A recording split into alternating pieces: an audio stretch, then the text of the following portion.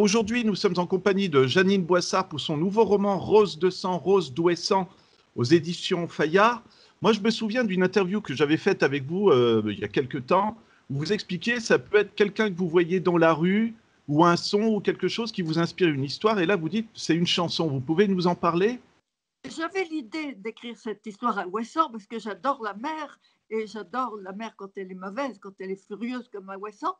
Et en l'écrivant, j'ai découvert cette chanson qui s'appelle Rose de sang, Rose Ouessant, si vous voulez. Elle est magnifique et j'ai dû batailler longtemps pour avoir le droit de prendre le titre parce qu'on ne prend pas un titre comme ça. Et voilà, et j'ai d'ailleurs plusieurs lecteurs qui ont écouté mon conseil, qui m'ont déjà dit qu'ils l'avaient entendu avant ou pendant la lecture. Est-ce que ça a été facile, l'histoire, à créer tout de suite? Parce que c'est assez. Moi, ce que j'aime bien dans votre façon d'écrire, c'est que ça se lit très facilement, quoi. Est-ce que c'est la même chose quand on écrit, justement? Non, pas forcément. Pas forcément, parce que plus ça a l'air simple, plus ça a été travaillé finalement. Tout l'effort d'un travail pour un roman, c'est d'écrire simplement, n'est-ce pas? Et puis alors, pour la première fois, hélas, je le dis parce que je vais être franche, j'ai pas pu y aller, Covid oblige. Donc, je D'accord. me suis énormément renseignée, j'ai lu, j'ai regardé des images, j'ai consulté mon iPhone 1000 fois pour pouvoir le raconter. Mais bon, alors personne ne s'en aperçoit parce que j'ai l'impression d'y être allée maintenant. Mais ça m'a manqué. Ouais. Les personnages, bah, on va commencer avec Astrid. Ce que je trouve intéressant, son métier, c'est dessinatrice, on va dire. Ça inspire, à cause des paysages, vous vous êtes dit, elle devrait faire ce métier-là dans le roman ou pas? Eh bien, pas du tout. Eh J'ai une ben sorte de voilà. revanche que je prends. Parce que D'accord. j'avais eu un projet avec un Belge très connu d'une bande dessinée où j'aurais dessiné, qui se passait à Bréa, sur l'île de Bréa, où j'avais une maison. Puis ça ne s'est pas fait. Et j'ai l'impression que j'ai pris ma revanche en devenant cette dessinatrice pour cette île. Voilà. Voilà. Erwan, Erwan, je trouve vraiment, encore une fois, je vous envoie des fleurs, mais c'est toujours la même chose. C'est le prince charmant, mais c'est vraiment le prince charmant. Et vous avez voulu le décrire comme ça dès le départ aussi. Il est un petit peu mystérieux. Il réapparaît dans la vie d'Astrid comme ça après plusieurs années. Ben oui, mais ce qui est fabuleux pour Astrid, c'était un amour d'adolescence. Elle s'aperçoit que lui non plus, il n'avait jamais oublié. En fait, il lui explique, il vivait des situations difficiles que je ne dirais pas, mais qu'on va connaître au fur et à mesure. Et elle était un peu comme une petite bouée de sauvetage pour lui. Malgré son jeune âge, ou peut-être à cause de son jeune âge, de sa franchise, parce qu'elle est jolie et tout. Voilà, donc je ne l'avais pas. J'imaginais un peu plutôt comme un beau ténébreux. Vous savez, je me suis aperçue au cours de l'écriture que j'écrivais un peu Rebecca. Oui. Voilà, donc dans Rebecca, il y a je ne sais même plus son nom, il y a un châtelain qui est beau et un peu ténébreux comme ça. Est-ce que justement, bah, vous m'amenez à la question suivante, il y a une part de mystère, on ne va pas trop révéler, mais est-ce que c'est un plaisir aussi pour vous, parce que vous écrivez souvent des histoires d'amour, mais là, il y a aussi une part de mystère, surtout à la fin, et je trouve ça très impressionnant. Alors, je ne sais pas jusqu'où on peut révéler, mais il y a des personnages qui sont presque des fantômes aussi, on peut dire. Oui, oh, vous savez, on peut révéler, je peux dire que Erwan il s'aime, il se re-aime, si on peut dire. Oui. Le hic, c'est qu'Erwan a une femme. Et cette femme a disparu. Elle était habituée à des fugues, mais là, ça fait longtemps qu'elle a fugué. On la cherche partout sans arriver à les retrouver, si vous voulez. Donc, ben, c'est un gros problème. Et l'autre problème, c'est que, comme dans les anciens manoirs, et il y a vraiment un manoir d'ailleurs dans cette île, comme dans les anciens manoirs, il y a une gouvernante. Et cette gouvernante, pour des raisons mystérieuses, elle lutte contre cet amour. Visiblement, elle n'a pas du tout envie que cet amour se réalise. Voilà. Je ne peux pas aller plus loin. Exactement. Mais vous savez, c'est la difficulté d'un livre comme ça, une difficulté que j'aime beaucoup, c'est la construction. Mhm. Vous n'avez pas le droit de sortir un coupable de votre poche à la fin de l'histoire, si vous voulez. Il faut que le lecteur, à la fin d'un suspense, se dise « j'aurais dû le savoir ». Et c'est ça, tout l'art et toute la difficulté. Mais aussi, c'est ça qui est passionnant dans l'écriture d'un livre comme ça.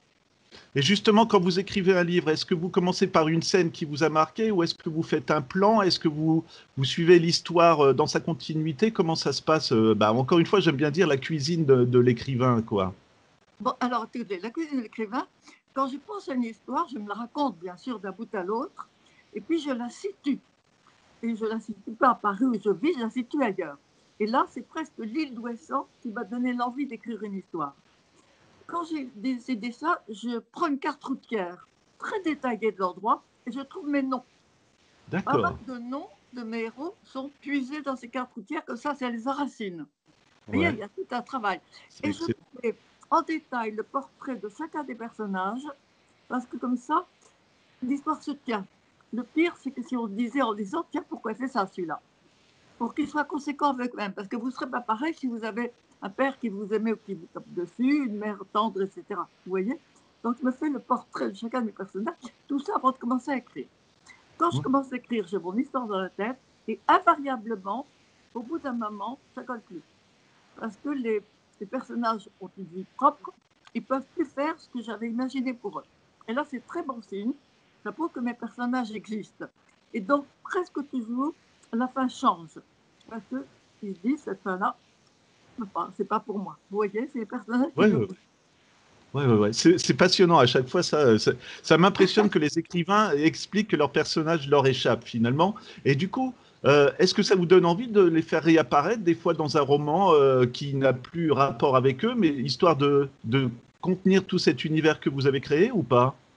C'est-à-dire de reprendre d'anciens personnages. Voilà, et qui apparaîtraient juste dans une histoire qui n'a aucun rapport avec eux, mais comme vous les aimez et qu'ils existent encore quelque part dans la réalité de vos romans, est-ce que ça vous tenterait de les faire réapparaître ou pas? Alors, je fais réapparaître, non pas eux, mais je me suis aperçue que naturellement, parce que j'ai quand même écrit plus de 60 livres, Ouais, je reprenais des noms, des prénoms. d'accord, Peut-être d'accord. malgré moi. Et puis, il y a des prénoms euh, que j'aime particulièrement. Par exemple, le prénom Vincent, qui évoque pour moi Van Gogh, qui évoque pour moi une blessure, parce que je ne me remets pas de ce que Van Gogh n'a pas été reconnu sur vivant. Il en est devenu fou. Alors que maintenant, c'est le peintre le plus coté au monde. Vous vous rendez compte? Ouais, ouais, Il en c'est est vrai. devenu fou. Mais personnellement, c'est drôle. C'est une histoire qui me blesse profondément. Ouais, ouais. Euh, je reviens au roman. Donc, on a tous ces personnages, mais est-ce que vous, je suis sûr que vous serez d'accord, l'île d'Ouessant et le manoir, ce sont aussi des personnages dans le roman, non? Ah ben, les maisons sont des personnages. Une maison, les murs reflètent ce qui a été vécu dans ces maisons. J'en suis sûre. Vraiment dans la réalité. Une maison où quelqu'un a été tué, c'est dans ses murs. Vous voyez, les maisons de manoir, il y a toute l'histoire d'Erwan dedans, toute l'histoire de ses parents, toute une histoire parfois sombre et parfois belle. Et ce que j'aime bien aussi, justement, c'est les relations entre les personnages. Je ne vais pas aller beaucoup plus loin, mais avec le père de l'épouse d'Erwan, ça passe très bien aussi. J'ai l'impression que vous aimez que les personnages puissent échanger et soient directs entre eux et qu'on se passe d'hypocrisie, je vais dire, Mais attendez, de... ça, Ouais, c'est les personnages secondaires oui, qui sont indispensables dans une histoire, voilà. comme dans un film. Par exemple, je l'ai raconté dans un de mes livres, je connaissais très bien Maurice Biraud, je ne sais pas si votre nom dit quelque Oui, chose. oui, oui. Nous étions plus qu'amis. C'était un personnage secondaire, mais très, très important, parce qu'il mettait en valeur les autres. On ne peut pas s'en passer. Ouais, Et ouais. donc, dans mon livre, il y a ces personnages secondaires comme ce père. Ça, vous voyez, c'est nouveau, c'était nouveau pour moi. Brusquement, je l'ai vu apparaître, je l'ai décrit tel qu'il est, j'ai écrit aussi. Parce que Erwan devait avoir des personnages, pardon, Enora devait avoir des parts comme ça. Ça fait Mhm. partie des personnages qui apparaissent nécessairement au cours de l'écriture. Est-ce qu'il y a aussi un côté complicité avec les lectrices et les lecteurs? Je ne sais pas si vous voyez ce que je veux dire, mais vos histoires, bah, elles touchent tout de suite et j'ai l'impression qu'il y a, vous me l'aviez déjà dit, il y a un public qui vous suit aussi.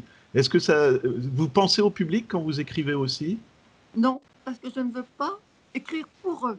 Vous savez, j'avais eu 2 voix au prix féminin pour le premier esprit de famille et je ne l'ai pas eu parce qu'il était déjà décerné avant ça.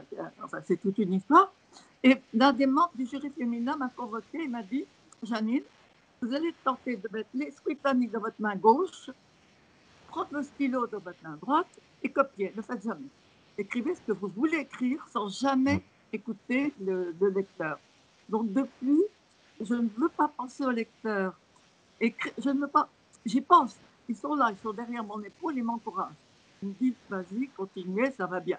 Bon, mais je ne veux pas écrire pour le faire plaisir, vous voyez. Même si je me Ouais. dis, ah ça ne va pas leur plaire, tant pis. Ouais. Et après 60 livres, comment vous faites pour trouver des nouvelles histoires? C'est une question toute bête, mais ça doit être difficile quand même, non? C'est ma grande terreur. C'est un jour de me dire qu'est-ce que je vais écrire maintenant. Donc je collectionne des idées, mais je vais vous dire, même si je trouve des idées, si j'ai perdu la force de les écrire, ça ne changera rien. Il faut que j'espère garder ce qu'on appelle la force créatrice. C'est Mhm. la force de créer un univers, une atmosphère, etc. Et ça, hélas, on peut la perdre. Et j'en ai un exemple. Mon grand ami Hervé Bazin, connaissiez. Oui. Au départ, ses livres étaient magnifiques. Je l'aimais beaucoup. Il m'invitait chez lui. Il me montrait d'ailleurs ses livres, sa bibliothèque. J'ai tel prix, j'ai telle chose. À la fin, il n'y avait plus rien. Comme Ouais. s'il n'avait plus rien à prouver. Moi, j'ai l'impression que j'écris, comme beaucoup d'auteurs, d'acteurs, de peintres, sur une blessure. Une blessure d'enfance qui faisait que je décidais d'être reconnue. Pas connue, mais reconnue. Et si cette blessure, je l'oubliais, j'ai peur de ce qui m'arriverait. Vous voyez? Parce Mhm. que c'est la superbe phrase du peintre Braque, l'art est une blessure devenue lumière. Mhm. Et il y a une thématique, et je ne sais pas si vous serez d'accord avec moi, j'ai lu quand même pas mal de vos livres maintenant. Est-ce que l'amour triomphant, ça vous irait s'il fallait sortir une thématique des livres de Janine Boissard? Et C'est que, l'optimisme aussi. oui, oui, au bout du compte, l'amour triomphe et le bonheur triomphe. Et certains, du coup, me classent dans les fleurs bleues. Mais si quand j'étais petite et que j'imaginais toutes ces histoires, parce que c'est de là que vient mon imagination, si je fermais mal, si je terminais mal mes histoires, j'aurais pas survécu. J'inventais des tas d'histoires qui se terminaient bien pour me permettre justement de continuer à vivre. Voilà. Euh, Visuellement, moi je trouve, est-ce que vous pensez un peu à des téléfilms, des films, quand on voit le roman, c'est très visuel, hein, les vagues, les choses comme ça, voilà quoi. Mais attendez, mais tous mes livres, la plupart de mes livres feraient des bons films. J'en ai d'ailleurs pas mal qui ont été tournés. Ouais. Et maintenant, il n'y a plus de sous. Enfin, il y a le Covid en plus. Mais avant même la Covid, il n'y a plus de sous, il n'y a plus d'argent. On ne crée plus en France. Ouais. C'est très, très, très dommage. Est-ce que justement, et c'est vraiment, mais j'y pensais, le Covid, est-ce que ça pourrait vous inspirer plus tard ou est-ce que c'est justement un aspect qui vous intéresse pas du tout et ce que je pourrais comprendre? Ah, je ne veux pas en parler. Les Ouais, gens sont suffisamment étouffés par ça. voilà. Et même dans mes romans, je ne sais pas ce que font les écrivains d'aujourd'hui. Le roman que j'ai entamé, j'étais presque fini, il se passe aujourd'hui. Tous mes romans se passent aujourd'hui. Mais je ne parle pas du Covid. C'est impossible. Ça risque de durer encore longtemps. Vous voyez, dans mon roman, tous mes personnages masqués, pas Non. question. Éventuellement, je les placerai tous il y a un an, mais pas après. Voilà. J'ai vraiment une toute dernière question, enfin deux ou trois dernières questions, mais je reste sur le côté mystère du roman. Est-ce que j'ai l'impression que vous avez pris plaisir aussi, vous vous référez à Rebecca, mais vous réussissez à créer des ambiances aussi dans le manoir, des bruits qui, quand Astrid est toute seule, des choses comme ça vous plaît aussi cet aspect mystère dans les romans? Oh, mais j'adore, j'adore. Et Rebecca était un livre qui a passionné les gens. D'ailleurs, j'aime oublier l'histoire et en la relisant, c'est pas du tout celle que j'imaginais. Mais tout est atmosphère, tout est mystère. J'aime énormément ça. À tel point que parfois, je suis tellement imprégnée dans mon roman. Et quand j'écris un roman, et j'écris un roman assez terrible en ce moment, ça m'effraie. Je ne sais plus où je suis entre mon roman et la réalité. C'est comment vous le vivez alors du coup? Il faut s'éloigner un petit peu quelques jours de l'histoire ou comment ça se passe? Pas du tout. Je suis un peu schizo. Je vis avec mes personnages, je vis avec l'atmosphère. En plus, j'écris quand même 6 heures par jour, ce qui est beaucoup. Et quand j'écris pas, je tape. En fait, j'écris toujours à la main, ce qui me vaut des maux de dos épouvantables. Et puis, je tape sur une machine basique qui n'existe plus, donc j'en ai 3 ou 4 d'avance. D'accord. L'après-midi, ce que j'écris, de façon à pouvoir me corriger sur une machine Ouais, électrique. Voilà. Donc, d'accord. voilà. Mais je suis toujours entre ma propre histoire et l'histoire que j'écris. Voilà. Moi, j'ai une toute dernière question, Janine, mais c'est ce que je pose souvent aux écrivains. Vous avez tellement de plaisir à créer vos personnages, mais tous, que ça soit secondaires ou principaux. Est-ce que c'est facile de les quitter après ou est-ce que justement on se dit ils vont me manquer? Non, ils ne me manquent pas parce que je crois que j'ai tout dit sur eux. Euh, et après, j'essaie de les oublier justement pour écrire, pour écrire le prochain livre. Et parfois, d'ailleurs, quand on m'interroge, sur celui-ci, j'ai presque fini le prochain et je pense déjà au suivant. Je me perds un petit peu. D'accord. Bah, c'est rassurant aussi, ça veut dire que l'inspiration est toujours là finalement, quoi. Ah bah l'inspiration est toujours là, oui, oui. Mais bon, il faut, je vous dis, j'ai pas peur de perdre, de ne plus pouvoir écrire. On peut toujours remplir une page. Mais j'ai peur de ne pas bien la remplir. D'accord. Bah, écoutez, Janine, merci en tout cas, parce que ce livre, il est bien rempli et de belles pages en plus. Donc, je Merci. rappelle juste le titre de votre roman, donc Janine Boissard, Rose de sang, Rose d'Ouessant, aux éditions Fayard. Et je le dis toujours, c'est un vrai plaisir de lecture. Merci encore, Janine. Merci mille fois à vous.